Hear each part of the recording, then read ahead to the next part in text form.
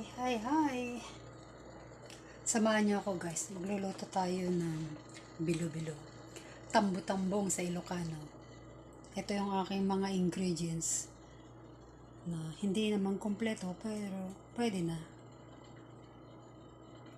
Ito.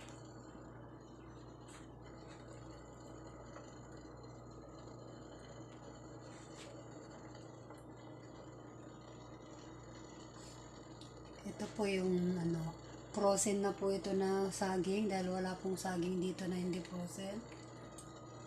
Ito po yung malagkit.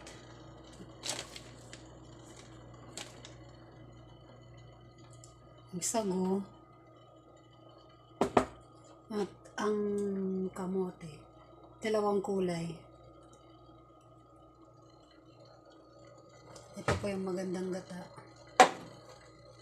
Pag pampatamis, kung kulang sa gata, pwede po ito. So, gagamitin ko po ay light brown sugar. Ayan, kumukulo na po. Ayan. May konting nagmamantika na ng konti. Naglalangis pala, hindi nagmamantika. Naglalangis. Medyo nagmamadali po tayo. Kaya, okay na yan. Pwede ko nang ilagay yung mga unayang sago.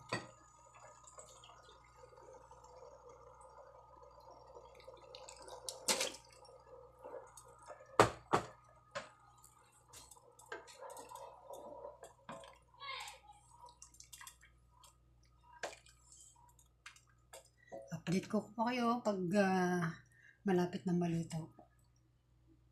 Part 1 to.